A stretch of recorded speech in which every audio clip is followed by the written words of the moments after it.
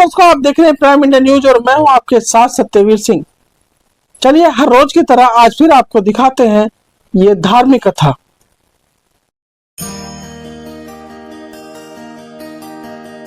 Hello दोस्तों, कैसे हैं आप सभी। उम्मीद है आप सभी बहुत अच्छे होंगे और बहुत खुश होंगे। मैं प्रभु से प्रार्थना करता रहूंगा आप हमेशा खुश रहें और आबाद रहें। आज के एपिसोड में हम भगवान के बारे में जानेंगे, तो बने रहिए आखिरी तक। भगवान क्या है? आप भगवान की खोज में हैं, आप भगवान को जानना चाहते हैं, आप भगवान के कार्य को जानना चाहते हैं, आप भगवान का पता जानना चाहते हैं, लेकिन सबसे महत्वपूर्ण, आप भगवान के साथ होना चाहते हैं। लेकिन भगवान क्या है? क्या भगवान इस ब्रह्मांड का निर्माता है या वह दुनिया का शासक है? क्या वह परमात्मा है या वह किसी प्रकार का नैतिक अधिकार है? क्या भगवान जीवन है या भगवान आशा है? क्या भगवान प्रेम है या भगवान सत्य है? आज आपकी भगवान को जानने की खोज आपको यहाँ तक ले आई है। तो आइए, भगवान क्या है उस पर हमें कुछ स्पष्टता मिलती है। आपको क्या लगता है, भगवान एक नाम है या एक विशेषण? उदाहरण के लिए हम भगवान श्री कृष्ण की पूजा करने वाले व्यक्ति का उदाहरण लेते हैं। यदि वह बाल कृष्ण का विश्वास करता है तो उसके लिए खेलते हुए बाल कृष्ण की शरारतों की छवि भगवान है, जिसे वह बाल कृष्ण के नाम से जानता है। और राधे कृष्ण के विश्वास करने वाले के लिए राधे के साथ बांसुरी बजाने वाले भगवान श्री कृष्ण की छवि राधे कृष्ण के नाम से परमेश्वर है। योगेश्वर श्री कृष्ण के भक्त के लिए भगवान श्री कृष्ण की छवि उनके हाथ में चक्र के साथ उनकी आंखों के सामने तैरने लगती है, जो उनके लिए भगवान है। अन्य भगवानों के भक्तों के लिए भी यही विचार प्रक्रिया सत्य है।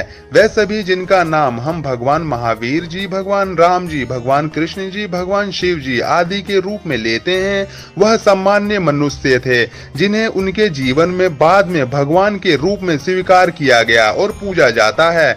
इसका मतलब है कि भगवान एक नाम नहीं है, बल्कि एक आम विशेषण है, जो उन लोगों को वर्णन करने के लिए दिया जाता है जिन्होंने अपने सभी कर्मों को समाप्त कर दिया है।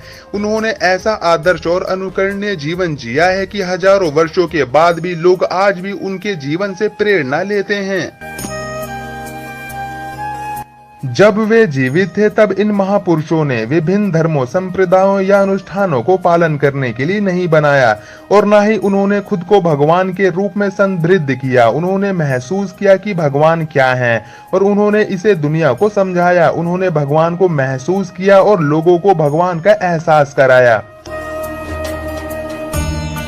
पूर्ण परमेश्वर शुद्ध आत्मा कैसा दिखता है, यह हमारी 5 इंद्रियों में से किसी से भी देखा, महसूस या समझा नहीं जा सकता।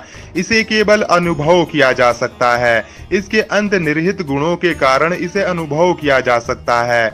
आत्मा में अनंत गुण हैं और भगवान क्या है, इसकी यही परिभाषा है।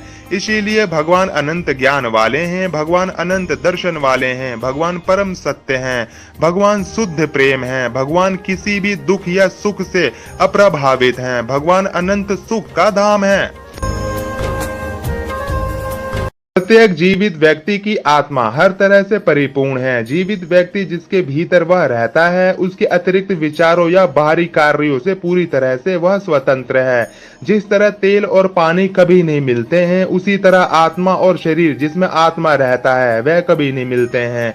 हम इसके अस्तित्व से अनजान हैं और इसके गौरवशाली गुणों का अनुभव नहीं कर सकते हैं, क्योंकि यह अज्ञानता के अनंत आवरण से ढका हुआ है।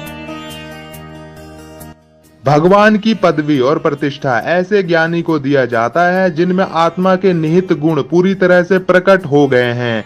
इस प्रकार भगवान एक नाम नहीं है, बल्कि एक विशेषण है जो इन प्रकार के ज्ञानी का वर्णन करता है।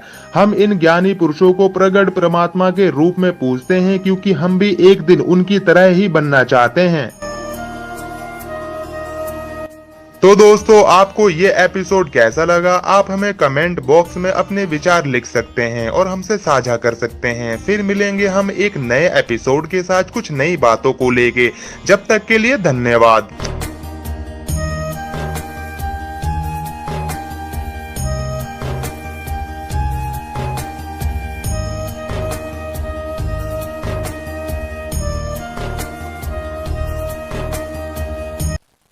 तो दर्शकों, ये थी आज की धार्मिक कथा। कल फिर नई कथा के साथ आपको मिलेंगे। तब तक के लिए बने रहिए प्राइम इंडिया न्यूज के साथ और मैं लेता हूं आपसे इजाजत। धन्यवाद।